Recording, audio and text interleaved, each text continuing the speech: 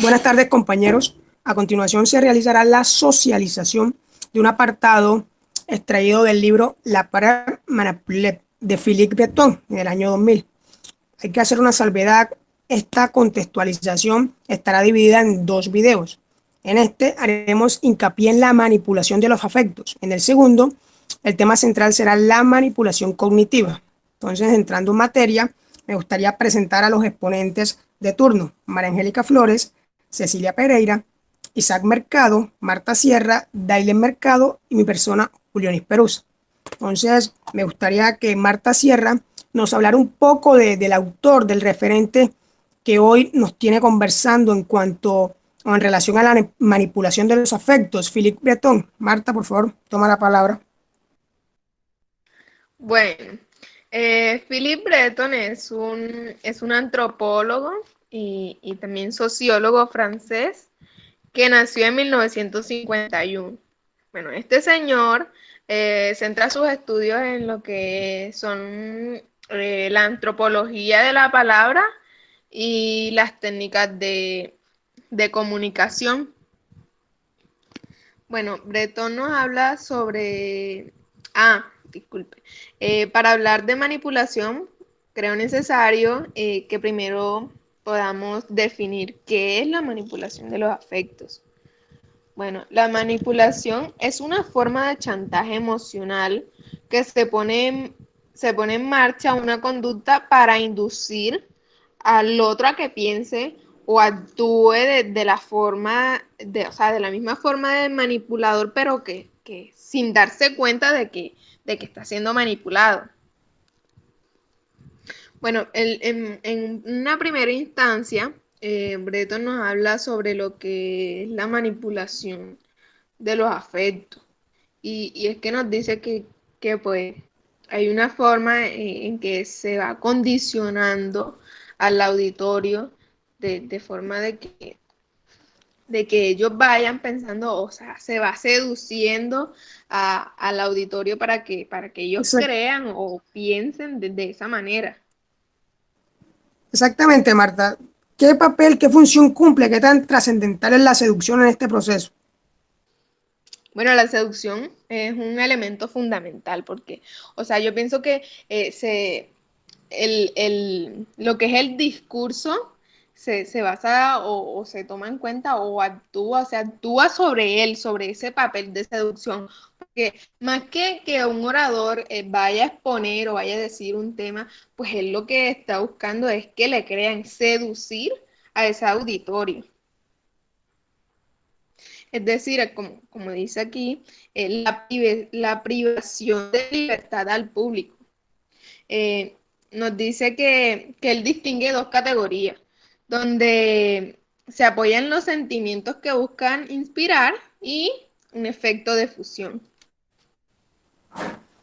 Ahora bien, compañera, en uno de los fragmentos del texto hablan acerca de la llamada a los sentimientos. ¿Qué referencia a ese punto concretamente? Bueno, dentro de la llamada de los sentimientos, hay una relación de identificación entre lo que es el orador y el auditorio. Es decir, o sea, el, el auditorio se basa en ese discurso en el que, bueno, el orador empieza a hablar sobre una cosa y el auditorio, yo me identifico con eso. Yo pienso que es así porque sí, bueno, a mí me pasó algo parecido a eso. Eh, Justo como se puede ver aquí en esta imagen, de que esta persona está señalando a la otra, pues haciendo referencia a que sí, soy igual a ti, o me parezco a ti, o es así como tú dices por esto. O sea, tienen una relación de similitud en alguna cosa, en la que tienen, pues, comparten ese sentimiento o esa experiencia que lo hace que se identifique con él. Nos dice también el autor que el seductor es este que hace o dice en el momento deseado lo que hace falta. Da muestras de una total obediencia.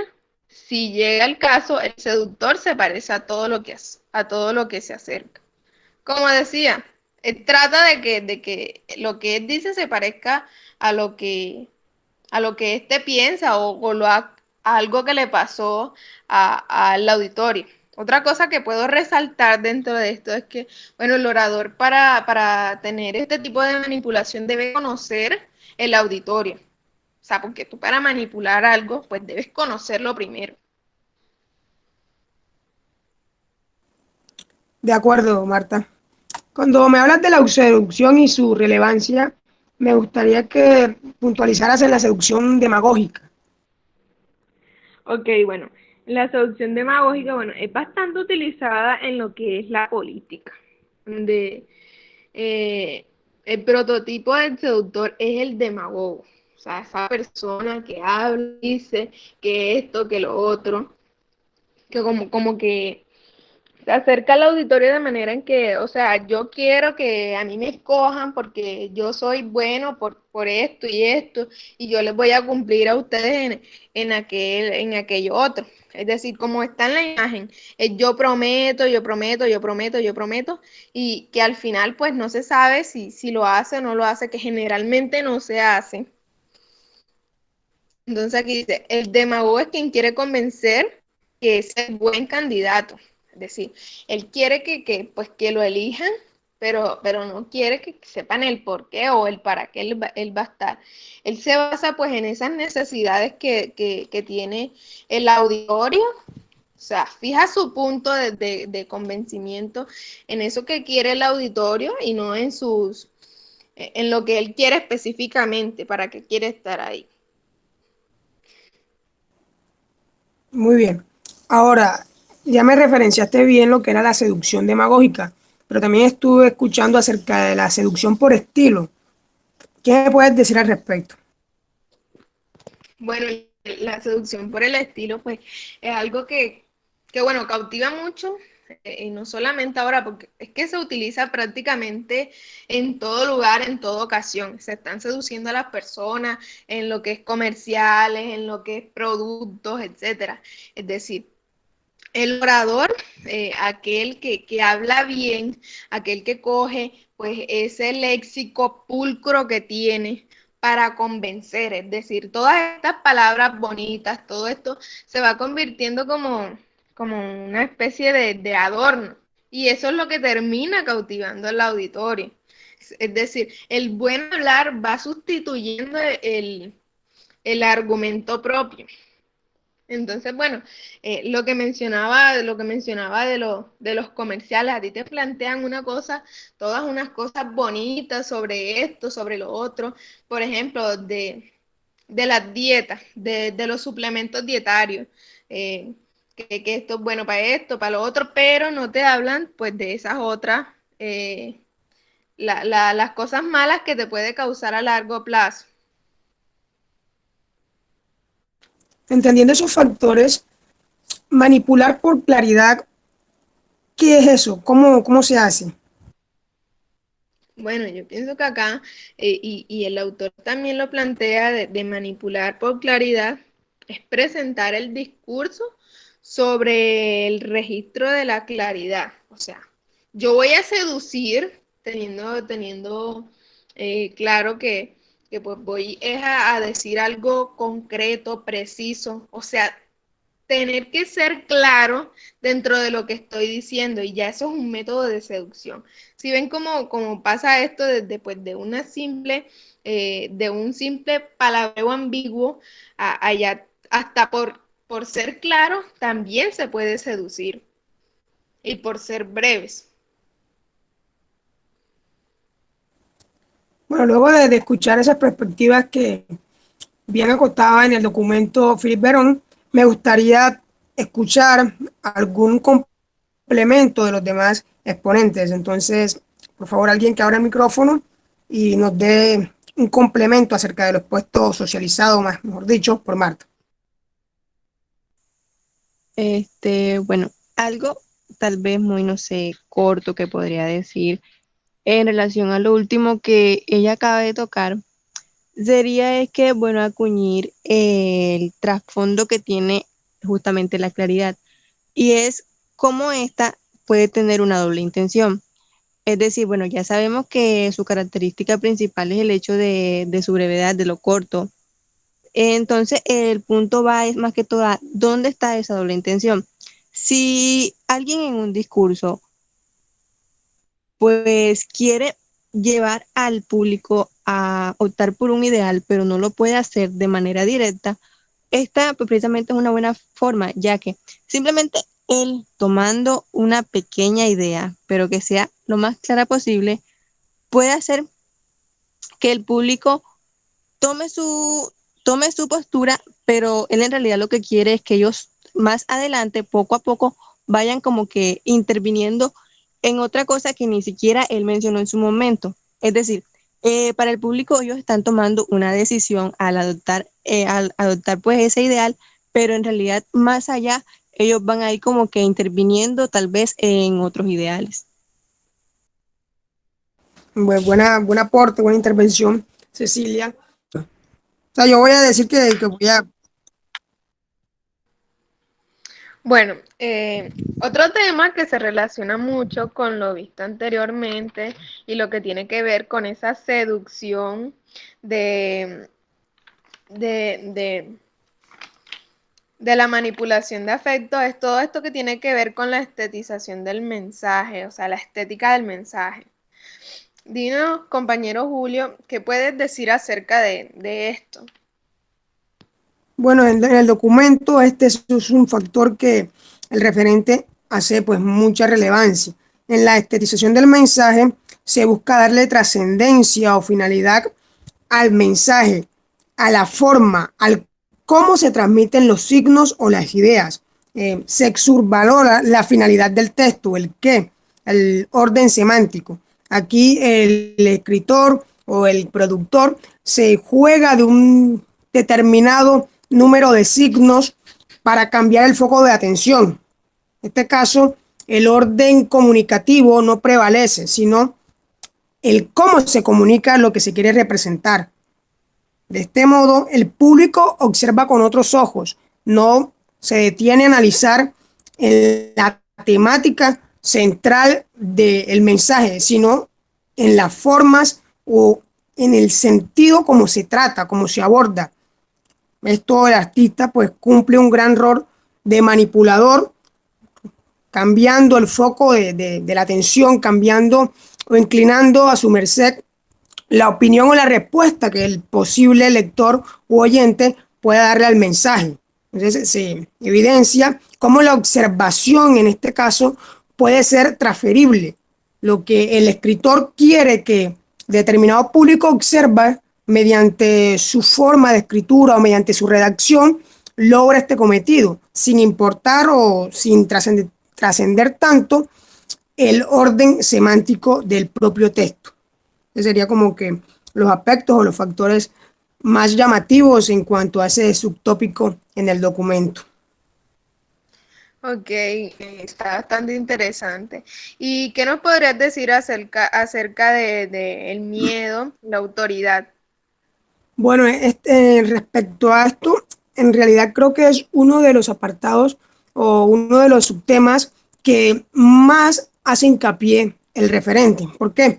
Porque da cuenta de cómo un argumento de autoridad puede utilizarse como principio de temor, cómo al yo en mi diálogo, al traer a colación a un referente teórico, a un referente discursivo, puedo yo generar en el oyente o en el que lee cierto nerviosismo, cierta sensación de miedo, porque demuestro todo un conocimiento, todo un intelecto y toda una búsqueda, una experiencia de aprendizaje, la cual el lector desconoce, ya sea por distintos factores, por el bajo nivel educativo o por el contexto del mensaje.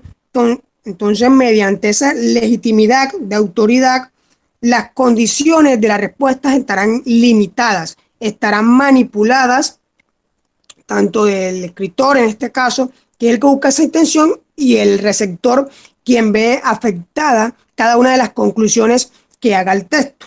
Entonces, en el texto, en el documento guía, cada una de estas interpretaciones o de estos pensamientos se ve respaldada en algunos procesos científicos realizados Entonces no es algo meramente teórico, sino tiene todo un respaldo, un trasfondo experimental. Ah, ok. Otro aspecto que pues llama mucho la atención es esto de la manipulación de los niños. A veces las personas piensan que pues es fácil manipular a un niño. Bueno, vamos a ver qué pasa a decir el autor y qué piensa nuestro compañero.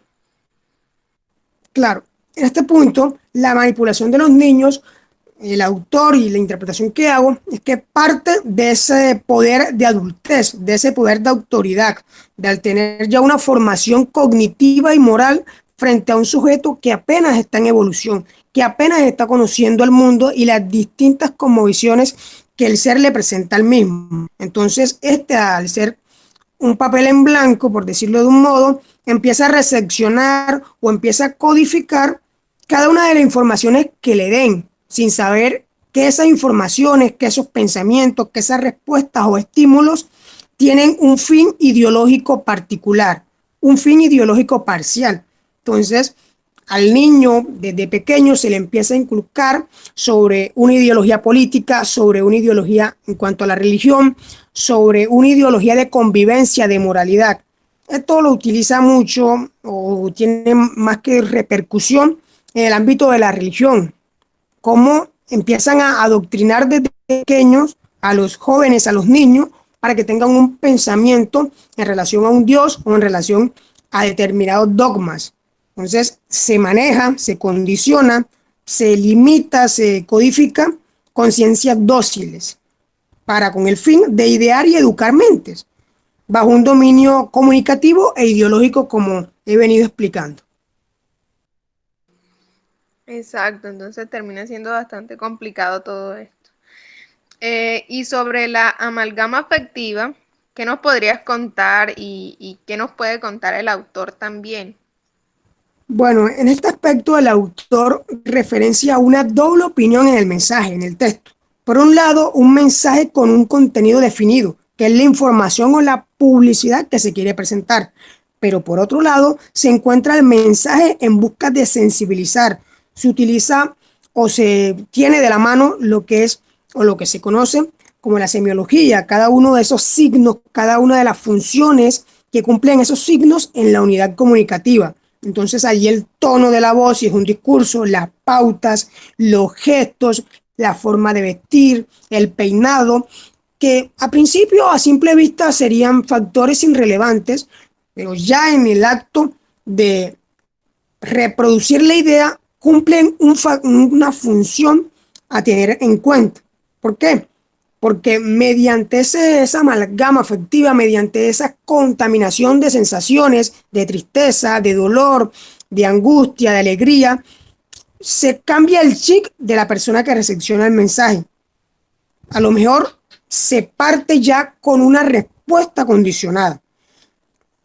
Así se logra entonces encontrar mediante esas sensaciones un punto álgido, un punto en el cual las sensaciones le ganen a la razón, le ganen al sentido. Sería algo, podría considerarse como extremista, se deja a un lado lo lógico por esos sentimientos que el mensaje reproduzca. Pero al fin, lo que precisa el autor es que todo eso, aunque tenga una doble cara, representa o evidencia una unidad comunicativa. Por un lado, la teoría, lo que se quiere dar a conocer, pero por el otro lado, la naturaleza sensorial del hombre, cómo se juega, cómo se comienza a delimitar esta en el mensaje. Más que todo leyendo e interpretando es lo que el referente pues, busca situar en ese fragmento del texto. Ahora me gustaría ejemplificar lo anteriormente dicho con un video. Luego que termine este, voy a contextualizar un poco, a ubicarlos un poco en la situación y para que logren entender y reconocer cuál fue el juego discursivo que la persona que está hablando utiliza para con los oyentes.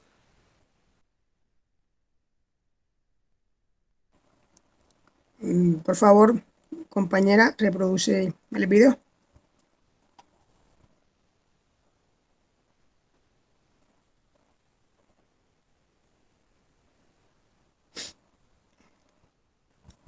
Al parecer estamos teniendo unos problemas técnicos. En un momento ya, y Buenos ahí empezó. días, mi nombre es Luis Carlos Vélez. Después de mucho reflexionarlo, posteo este video y lo hago pensando en mi familia, lo hago pensando en sus hijos, lo hago pensando en nuestras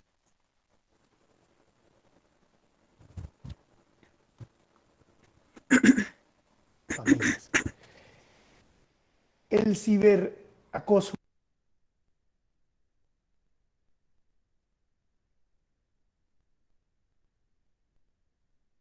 Bueno, al parecer hay unos problemas de la señal, de la conectividad. Vamos a esperar que el video cargue y lo vamos a reproducir. Antes de que se realice ese proceso, me gustaría entonces contextualizar para ganar un poco de tiempo. En el discurso que va a presentar la persona que en el video está hablando, está conversando, se logra Vélez. detectar,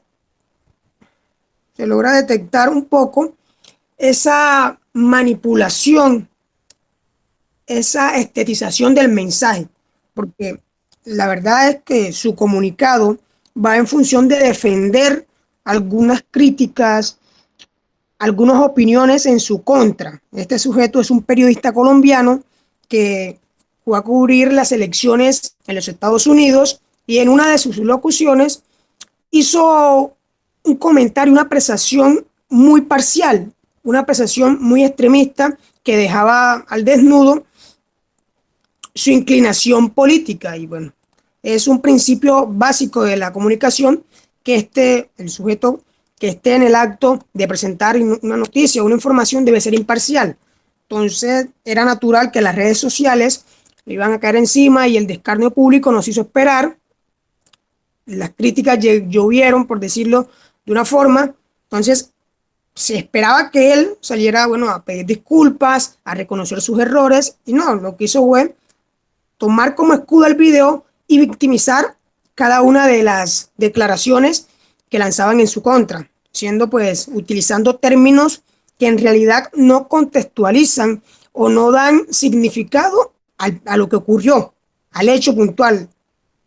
Empieza a hablar de bullying, empieza a hablar de Buenos días, mi matoneo, nombre y si cuando logremos reproducir el video y conozcamos todo esto que le he venido anunciando, no hay ninguno de esos dos procesos, ni matoneo ni bullying. Solo es el pueblo quien pide que por favor cumpla su función a cabalidad, que no haya inclinaciones, que no haya un poder manipulado en cada una de sus intervenciones. Al fin y al cabo, se reconoce la trascendencia que tiene la comunicación social en las mentes de nuestra sociedad. Entonces vemos cómo con su cara decaída, con su suéter arrugado, como un mortal más, empieza a dar ideas más que argumentos sobre lo que piensa acerca de lo que el público colombiano ha hecho frente a sus declaraciones, como bien he dicho anteriormente, muy parciales, muy cuestionables. Ahora creo que ya el video cargó, vamos a hacer la reproducción del mismo. Buenos días, mi nombre es Luis Carlos Vélez. Después de mucho reflexionarlo, posteo este video y lo hago pensando en mi familia, lo hago pensando en sus hijos, lo hago pensando en nuestras familias.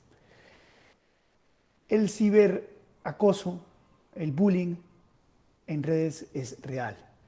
Crea y deja huellas, afecta a las personas. Son múltiples los estudios que demuestran que las personas que son víctimas del matoneo en redes sociales se deprimen e incluso piensan en el suicidio. Pero no debería ser así. No deberíamos estar metidos en el medio de una industria que favorece el matoneo, que favorece los insultos, que favorecen las difamaciones. Ojalá puedan ver el documental La Red Social, donde queda en evidencia que hay algunos motivados por el odio, el desprecio e incluso la motivación económica, se encargan de manipular el pensamiento de las personas. A mí me ocurrió esta semana, cubriendo elecciones en Estados Unidos, cortaron un video, lo editaron y pusieron a rodar una cosa que yo no dije. Yo nunca dije que Joe Biden debía conceder. Simplemente mostré un escenario hipotético y trataba de dar algunas explicaciones. Seguro las cosas se pueden decir mejor para que las cosas no entren en malentendidos. Pero lo que no puede ocurrir es que nos utilicen como presas para destruirnos y para que algunas personas manipulen y saquen adelante intenciones oscuras que seguramente tienen. Por nuestros hijos, por nuestras familias, saco este video, porque me preocupa realmente este fenómeno, porque yo tengo una red, mi familia, mis amigos, yo sé qué hago, pero los más jóvenes son vulnerables a este tipo de actuaciones. El efecto real de este tipo de cosas no merece la repercusión que tiene. Y los difamadores y los que se encargan de manipular, recortar videos, crear memes de cosas que no son, merecen ser identificados y también castigados. Ellos no merecen un clic ni un RT de su parte. Infórmese primero, revise y no haga parte de esta cadena mortal, preocupante y que tiene estragos que todavía no conocemos. Hágalo por usted, por su familia y por su comunidad. Gracias por escucharme. Bueno, para concluir un poco, se evidencia cómo en su reproducción de razonamientos, de opiniones, el cómo es sin lugar a dudas la fecha o la ficha trascendental, primordial, porque el qué, lo que él dice en verdad, se ve o si se entiende desde los principios del matoneo, del bullying, se buscan las concepciones, eso no fue lo que ocurrió. En realidad, eso no fue lo que pasó. El público, quien lo escuchó, lo leyó, simplemente está haciendo una crítica racional, una crítica frente a algo que él hizo erróneamente, frente a un hierro que él presentó. Entonces él no, él busca victimizarte y la verdad es que cualquiera lo ve con esa postura física y emocional y si no está un poco informado se va a dejar atrapar por ese discurso. Entonces me gustó traerlo a colación porque considero que es un texto muy elocuente con las explicaciones que hemos venido acotando. Perfectamente, compañero. Bueno, hasta este punto han llegado parte de las categorías en las que se habla de lo que el efecto que se apoya en los sentimientos. Ahora vendrá aparte lo que viene siendo lo que es el efecto de fusión, que vendría siendo como esa segunda parte de lo que nos dice Breton. Bueno, compañeros, siguiendo con la temática que se ha estado trabajando, pues decimos que este efecto de fusión o efecto fusional es otra gran técnica, una técnica macro que envuelve dentro de ellas otras tres técnicas más, o envuelve tres técnicas que la componen. Y lo que busca es lo mismo, es manipular al oyente o a quien lee, a esa persona que hace de interlocutor, de receptor. Entonces, solamente lo que cambia son las técnicas. Ya vimos en primera parte 7 técnicas que componen lo de la movilización de los afectos y la manipulación de ellos. Y en este caso, pues estaríamos hablando de el efecto de fusión. Entonces, partimos diciendo que se instaura una relación tal cual como ha venido ocurriendo, que fue lo que se mencionó, una relación entre dos actores, el manipulador por una parte y el manipulado, que puede ser una persona o puede ser todo un público que recepciona el mensaje que está dado por la persona que hace de manipulador. Entonces, comenzamos diciendo que el manipulador es esa persona que se vale de maneras, ¿sí? De maneras para presentar el mensaje que le permitan penetrar más fácilmente las defensas del auditorio. Entonces, lo que busca el manipulador es buscar las maneras posibles para internarse en la mente de quien lo oye y echar abajo todo lo que pueda oponerse a su discurso, como más adelante lo veremos. Por la parte del manipulado, podríamos decir que esta persona llega a ser presa, el manipulado es presa de lo que hace el manipulador, y tras estas técnicas él va a aceptar sin crítica y sin ningún tipo de discusión los puntos de vista que el manipulador expone. Entonces, esto no pasa, esto pasa sin verlo, esto pasa sin percibirlo. Muchas veces las personas o quien hace de público no alcanza a notar que esto está sucediendo. El manipulador se vale de sus estrategias y, como bien dice, de maneras para poder presentar lo que está diciendo. Entonces, un objetivo claro de esto es lograr la presentación, lo que se está diciendo, el discurso que se está presentando. Entonces, es lograr la presentación del mensaje de manera que ponga al auditorio, a esa parte manipulada, a la merced del manipulado, a merced del manipulador, perdón, como bien lo dijo mi compañero Julio, queda a merced. Entonces, podríamos destacar algunas características. En esta parte podríamos hablar que el manipulador, compañeros, lo que busca es aniquilar, provocar una ruptura en la mente de la persona manipulada. Esto es tan grande, por decirlo de alguna forma, que miren la palabra que se utiliza, aniquilamiento. Es reducir a nada esa parte crítica que pueda haber en el público. Y como dije, esto pasa desprevenidamente ante los ojos del manipulado. Y otra, pues, es acabar toda diferencia en el proceso de comunicación. Es tan vasta la calidad de la persona que es manipuladora, porque es que se debe tener una gran destreza para hacer esto. La persona lo que hace es simplemente llevar al piso toda diferencia en ese proceso de comunicación. Ahora bien, compañeros, pues es la hora de presentar también entonces las que componen, las estrategias que componen, las técnicas que componen este efecto de fusión. Entonces, así, grosso modo, las tres son la repetición, la hipnosis y la sincronización y el papel del tacto. Entonces, iniciamos hablando de la repetición. María Angélica, por favor, ¿podrías explicarnos un poco respecto a esto?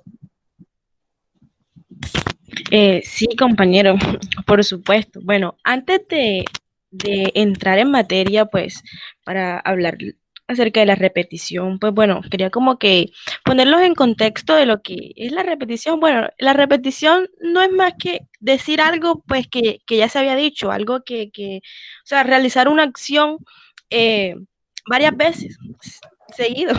Entonces, ustedes quizá preguntarán, bueno, pero ¿qué tiene que ver la repetición aquí en esta cuestión de manipulación de los afectos o dentro de un discurso? Pues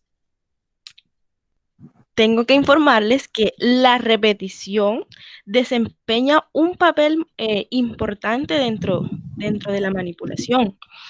Como ya lo venían mencionando ustedes anteriormente, aquí el señor Philip Breton, él cita a Tese Jacotain. Este señor, él señala que sí, que la repetición, como ya lo dije, desempeña un papel considerable en los desarrollos de la manipulación. Como ya les dije, cumple un papel muy importante. La repetición es eje central dentro de la manipulación, por así decirlo. La repetición, vean esto, la repetición es un recurso utilizado para convencer. Esta técnica crea la impresión de que lo dicho y repetido está suficientemente argumentado. Entonces, algo que es muy importante aquí, que un papel que cumple la repetición es que, o sea, la forma más simple, una forma sencilla, que abarca en tres campos, como son la política principalmente, como en la comunicación o en publicidad,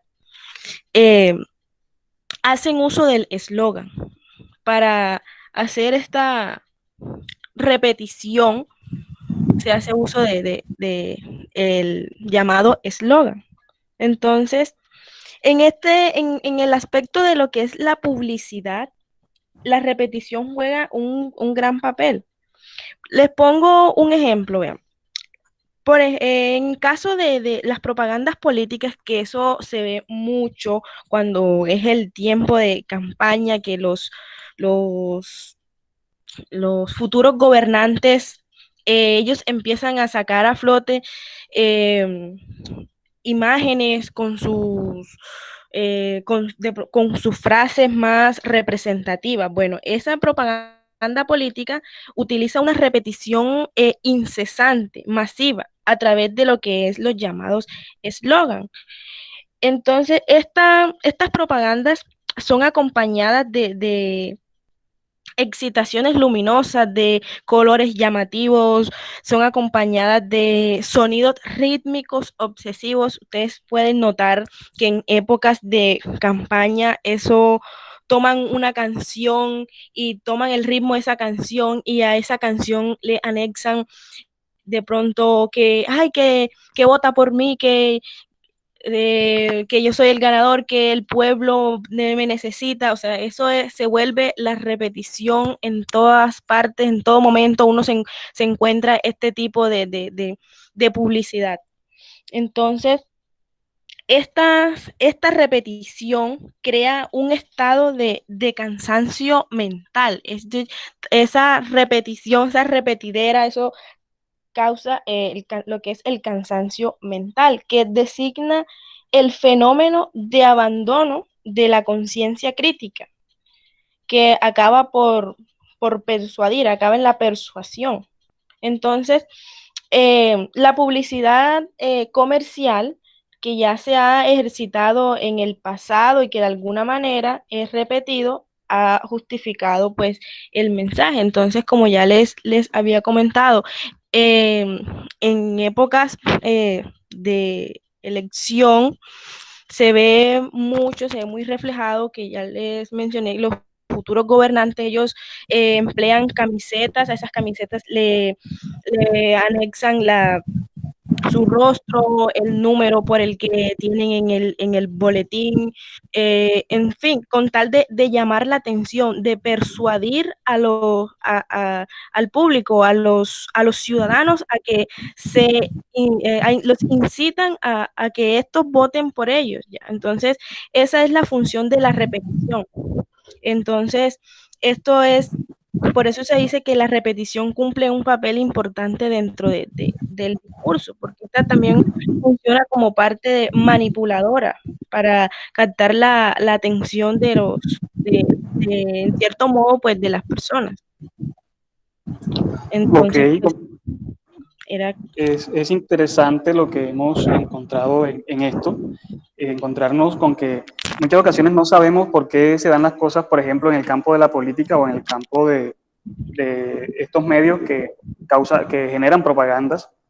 Es bueno saber que lo que están haciendo es jugar con nuestras mentes y provocarnos un cansancio a tal punto de echar abajo nuestra crítica y todo lo que podamos decir respecto o en contra a lo que se está generando por parte de ellos. Quisiera saber si hay algún compañero que pues tenga alguna apreciación extra a este apunte.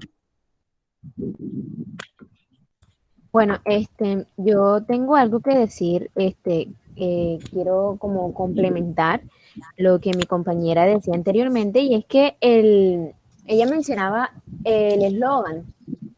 Y el eslogan no funciona solamente apoyándose en los recursos de la repetición, sino que también en la búsqueda de fusión, es decir, entre el mensaje y el auditorio. Esto se podría decir que es otro recurso que utiliza el eslogan. Creo que eso era importante también mencionarlo en esta parte. Muchas gracias. Entonces, pues siguiendo con la temática que hemos venido trabajando, hay otro tema que es la hipnosis y la sincronización. ¿Qué se nos puede decir respecto a esto y que podamos comprender lo que Breton incluye en su texto? Bueno, con respecto a la hipnosis y la sincronización, Breton cita a lo que él llama los especialistas de la comunicación. Entonces, la hipnosis y la sincronización en este caso lo que tiene que ver es la manera en la que ellos intentan persuadir a los oyentes, ya sea un político, ya sea alguien en un comercial. La idea es que el emisor, con el mensaje que está dando, intenta persuadir, intenta convencer a lo que está diciendo al oyente, y el oyente pues de alguna manera pues se lo va a creer. Entonces, lo que quieren también es como conseguir un cambio de comportamiento en esta persona. La programación neurolingüística proponen, y de acuerdo a los estudios que ellos han hecho, han dicho que el mensaje no tiene importancia. No es, en realidad el mensaje no es el que tiene importancia, sino cómo lo dicen, la manera de presentárselo a los oyentes. Esta es realmente la importancia. Entonces, este modo de presentarle el mensaje al oyente es lo que permite que entre en la memoria de él, y así él pueda creerse pues todo lo que le están diciendo. Breton cita a alguien que dice que estas personas, pues cuando comunican, la fuerza no viene de lo que dicen, sino de cómo lo dicen. Entonces, confirma lo que ya había dicho anteriormente, que no es tanto el mensaje, sino la manera en cómo lo dicen. La persona no va a fijarse tanto en el mensaje, sino cómo se lo están diciendo, y así él pueda convencerse de que eso sí es verdad, aunque no siempre sea verdad. Ellos, pues con esto, utilizan lo que es el rapport, que es la técnica de base propuesta con el auditorio. Ellos lo que quieren con esto es que conseguir una relación entre el auditorio, el hablante y el oyente. De esto permite que se consiga lo que se quiere, y pues que obviamente, como ya lo he dicho varias veces, es intentar persuadir al oyente, que éste crea lo que se le está diciendo, que éste crea en el producto o en la propuesta que se le está presentando. También hablábamos de algo que es la sincronización, y en este caso, la sincronización es pues, tiene que ver mucho que ver con el rapport, que es como la relación entre el oyente. Entonces, esto se dice que es como unir, como tratar de entrelazar la respiración con, o sea, el oyente, el hablante trata de unir, relacionar su respiración, su tono de voz, sus gestos corporales, con el oyente, y así el oyente va a decir, no, esta persona es igual a mí, o sea que es cierto lo que está diciendo. Si esta persona piensa como yo, entonces es cierto lo que está diciendo, y yo le creo lo que esta persona me está diciendo. Entonces, esto es pues básicamente a lo que se refiere la hipnosis y la sincronización. Ok, como vemos, esto es bastante llamativo todo lo que sucede. Vemos cómo nos cambian lo que hacen, las maneras en las que presentan el mensaje por los verdaderos argumentos.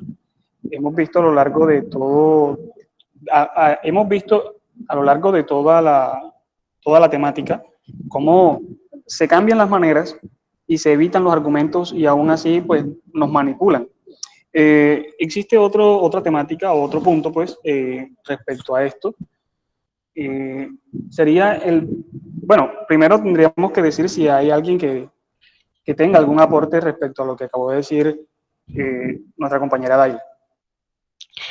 Bueno, compañero, yo atendiendo la explicación que nos acaba de dar la compañera Dailin, pues yo esta parte de hipnosis y sincronización, yo la pondría en relación con lo que ya se expuso anteriormente en la manipulación por estilo, que allá se hablaba que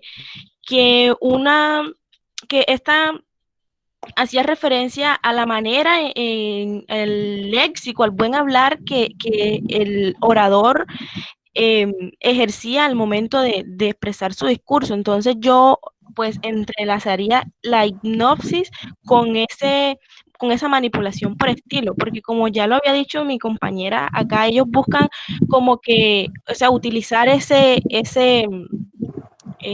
parte quizá llamativa, no sé, entonces teniendo en cuenta ese léxico, ese juego de palabras adecuadas o perfectas, por decirlo así, entonces esto es lo que buscan es atraer, se van a quedar atraídos, buscan atraer al público, entonces yo esto lo llamaría como, sí, eh, parte de una hipnosis, atrayendo al oyente a lo que el orador quiere dar a conocer o está transmitiendo, el mensaje que está transmitiendo. Entonces, pues era lo que yo quería eh, comentar acerca de esta hipnosis y sincronización. Ok, nos expone entonces una fusión, por decirlo de alguna forma, entre un punto pues, que ya ha tratado anteriormente y el que se ha tratado eh, ahora hace poco. Bueno, ya estamos llegando al final de esta presentación, de esta ponencia, de esta exposición. Entonces, pues por último, o como última técnica de esta macro técnica, el efecto de fusión, pues hablamos del papel del tacto. Eh, Quisiera que nos expusieran este tema y pues nos ampliaran un poco respecto a él para tener más claridad en cuanto a lo que él nos dice. Bueno, ya llegados a este punto, creo que todos nosotros tenemos pues más que claro el poder como tal que tiene lo que es el discurso manipulado. Cuando se trata de un discurso como tal, bueno, ya sabemos que no solamente vamos a hablar de algo en lo que intervienen componentes verbales, también pues hay un uso de unos elementos que no son verbales, lo que tiene que ver como con gestos, sonido, todo ese tipo de cosas que pueden ayudar en la discusión, en la seducción discursiva. En esta parte también hay que tener en cuenta y es que el emisor, por así decirlo, se vuelve como un ente dominante y el receptor como alguien que es dominado. Pero para que esto ocurra como tal, hay algo que influye mucho y es lo que tiene que ver precisamente con el tacto. Este elemento que tiene que ver mucho con la hipnosis, como ya se mencionó, se enfocará siempre no tanto en lo que nosotros vamos a decir, sino en la manera en la que nosotros lo decimos. Entonces aquí pues va a intervenir mucho lo que es sensación, estímulos y ese tipo de cosas. Vamos a estar frente a qué sentimos cuando escuchamos algo que nos dicen o qué creemos, qué percepción tenemos de eso que acabamos de conocer. Entonces, por esto es que el tacto se vuelve un elemento bastante importante y de gran influencia en todo lo que tiene que ver con la manipulación. Como aquí la cuestión es que la mente o el juicio del receptor quede dominado por el interés del interlocutor, el papel del texto será suavizar o amoldar, por así decirlo, el mensaje al ideal de la persona o del público que lo recibe, de tal manera que la nueva posición que éste tome quede en última instancia como si desde un inicio él siempre la tuvo. Para seducir la racionalidad, el juicio de una persona, se puede usar ya sea una foto, un video, un escrito, en fin, pues gran cantidad de cosas. Si nosotros vemos, por ejemplo, una propaganda, veremos una cantidad de imágenes, pero ahí resulta que esas imágenes simplemente serán materias que no podemos tocar hablando en términos literales. Sin embargo, esas imágenes que estamos observando nos van a producir un mensaje que en cierta manera se puede decir metafóricamente que sí nos va a tocar y va a hacer que nosotros sintamos ya sea simpatía o pues rechazo. Al final todo va a depender de la intención que tenga el emisor. Entonces, Al final, pues debemos saber que el bloqueo del juicio que hubo buscaba que el público aceptara o rechazara una posición que en una u otra circunstancia pues él no habría tomado. Pero de todas maneras cabe resaltar que esto de cierta manera siempre se va a concebir como un acto de violencia, ya que usa una estrategia manipulatoria para privar el libre albedrío del público. Por más que se diga que el tacto es una buena forma de hacer tomar una postura, lo cierto es que es una estrategia que siempre va a querer sobreponer al ideal del público. Entonces, de determinada manera, siempre va a ser como un acto de violencia psicológico, por así decirlo. Es importante porque logra pues intervenir demasiado en el ideal del público, pero de todas maneras lo que hace es suprimir en última instancia el ideal que desde un inicio haya tenido. Entonces, no sé qué más podría decir, si hay alguien que podría ampliar un poco más también en cuanto a esto, algún aporte o algún tipo de acote respecto a esto. Bueno, sí, compañero, como bien dices, si utilizamos como ejemplo esa imagen, esa publicidad extralingüística que se utiliza, la referencia o el propósito principal es buscar motivar en el oyente o en el lector un estímulo, se podría considerar por el referente, sexual, que la persona que recepciona esos códigos no solo haga un entendimiento, sino una comprensión de esa imagen, en la cual se ubique en un contexto o un escenario donde logre, por lo menos, no literalmente hablando, tocar o por lo menos presenciar lo que vende el enunciado o la publicidad, por lo menos. Si nos vamos a un ejemplo un poco más puntual, cuando se presenta o se busca vender una gorra, por decir un artículo, se presenta con un caballero con la gorra bien puesta, entonces uno mediante esa lectura que le hace a la imagen, que se entienda, esa lectura que se le hace al texto, empieza a destacar algunos aspectos del sujeto que fácilmente pueden encontrarse en el cuerpo del que lee, de nosotros, por decirlo. Entonces, se imaginan ellos con la gorra puesta, ¿sí? Ellos con ese artículo en propiedad, ellos con esa prenda en su cuerpo. Entonces, vemos cómo, aunque no sea físicamente hablando, un tacto, sí, mediante esa interpretación, esa comprensión, se puede simular ese tacto o por lo menos se puede tratar de comprender cómo la imagen me genera a mí un estímulo sexual, un estímulo de representación un poco más que ideológica, un poco más artística, ¿sí? Por decirlo de un modo, de una manera. Entonces, hablando de sensaciones, que pues también se ha tocado, eso es lo que busca entonces los medios y todo aquello que pues tenga imágenes o discursos, porque aún en un discurso hablado propiamente dicho, se nos busca tocar y lo que busca es movilizar esos afectos, movilizar esas sensaciones, con el fin de aceptar, como se ha venido repitiendo, lo que el manipulador propone. Entonces, pues con esto llegamos al final de esta parte de manipulación de los afectos. En una segunda ocasión nos estaremos encontrando hablando un poco de lo que es la manipulación cognitiva, ahondando un poco más en esto.